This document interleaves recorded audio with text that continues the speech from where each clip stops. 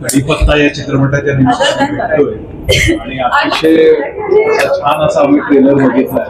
तुमच्या दोघांच्या केमिस्ट्री बद्दल सांगा आम्हाला, कारण तुम्ही तसे फार एकत्र आम्हाला स्क्रीनवर दिसलेला नाही. तर कसं होतं तुमचं वर्किंग एक्सपिरियन्स? मला तर काय म्हणजे मला आनंदच आहे, कारण संजय दादा बरोबर पहिल्यांदा मी काम केलंय आणि अगेन आमची केमिस्ट्री व्हायला माझ्या व्याहींचं काम केलेलं आहे, त्याच्यामुळे खूप मजा आली आम्हाला.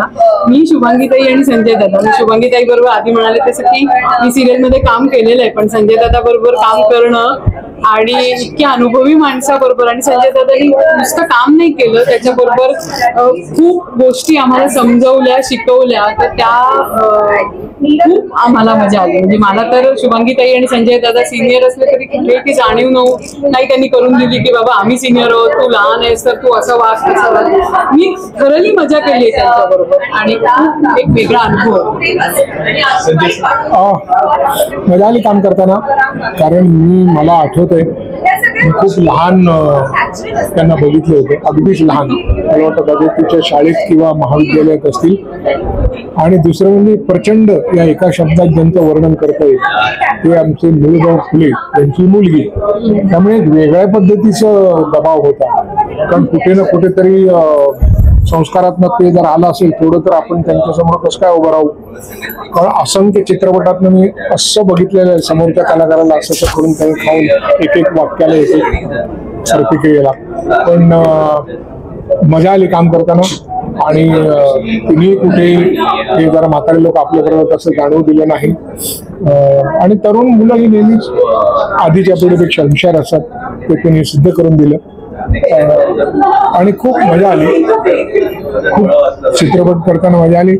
एका लहानशा मुलांनी एक स्वप्न बघितलं होतं, त्याच्या पहिल्या दिवसापासून बरोबर होते, ते स्वप्न साकार होताना बघणं याचा आनंद काही वेगळा. कढीपत्ता म्हटलं की गृहिणींचा आवडता विषय, कारण प्रत्येक वेळेला प्रत्येक जीवनामध्ये प्रत्येक वस्तूमध्ये कढीपत्ता जातोच, त्याशिवाय पदार्थाला एक खमंग वास किंवा चवही येत नाही.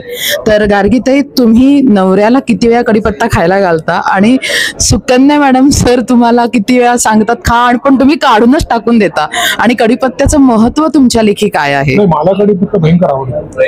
आणि अगदी खरं सांगायचं तर स्त्रियांपेक्षा पुरुष हे जास्त चांगला स्वयंपाक करतात, कारण जेव्हा हजारो लोकांचा स्वयंपाक करायचा असेल तेव्हा पुरुष स्वयंपाक असेल, आणि घरातल्या घरात असायचं तर बरेच वेळेला बायका स्वयंपाक करतात. आमच्याकडे आम्ही दोघे स्वयंपाक करतो, दोघांनाही कढीपत्ता आवडतो.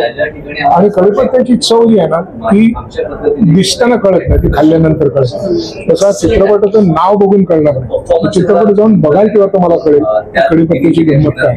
जरी तो फुकट मिळत असला अजूनपर्यंत तरी त्याची रुची वेगळीच असते, त्याची गंमत वेगळीच असते. मला वाटतं या चित्रपटानंतर कढीपत्त्याचा भाव खूप वाढणार आहे. भाव वाढलेले संजय सर, आताच्या घडीला गेल्या 2-3 वर्षात खाण्याच्या रिलेटेड टायटल्स बरेच बनतोय. तुमचं दोघे सांगा, तुम्हाला तुमचं मत काय हा जो ट्रेंड येतोय? काय आहे, चित्रपटाचं नाव खाण्याच्या पदार्थावर असणं हे थोडं गमतीदार आहे, पण चित्रपटातले बहुसंख्य कलाकार हे कमी खाणं व्यायाम करणं यांनी आपल्या तब्येती टिकवतात. तर तरी त्यांना खाण्याच्या पदार्थाचं नाव चित्रपटाला असेल तर काम करायला आवडतं.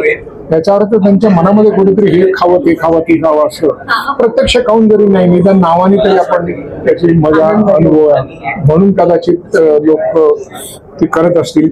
आणि सर्वसामान्य लोकांना काय म्हणजे खाण्यासाठी जगता का जगण्यासाठी खाता, याचं उत्तर जर आपण घेतली 10,000 उत्तर घेतली तर 5-5 हजार येतील. 5,000 खाण्यासाठी करतात, 5,000 जगण्यासाठी खातात. सर, पण या चित्रपटामध्ये मॅम तुम्ही सांगा की या चित्रपटामध्ये बऱ्याच भूमिका आहात, तुम्ही बरेच व्यक्तिरेखा आहात, तर त्यापैकी खऱ्या कढीपत्त्याचं काम कोणी केलेलं आहे सगळ्यांपैकी?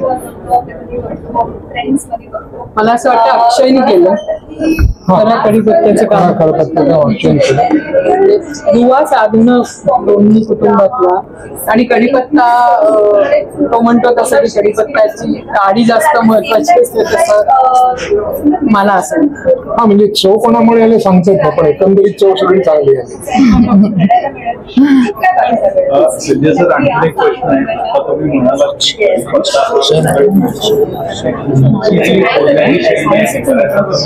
मार्मिक आणि तिरकस दृष्टिकोन असतो तुमचा, तर कडीपत्ताच का काय आहे? आता मी सुद्धा तुम्ही म्हणता मारायला बोलतो ते सुद्धा आता फुकटच आहे की मी कुठे पैसे घेते त्याच्यासाठी.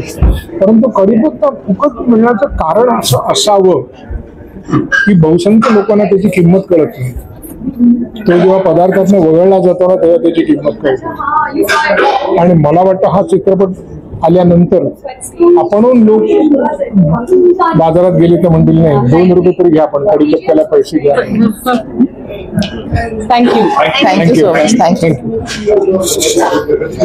सगळे झाले. Thank you sir. थँक्यू.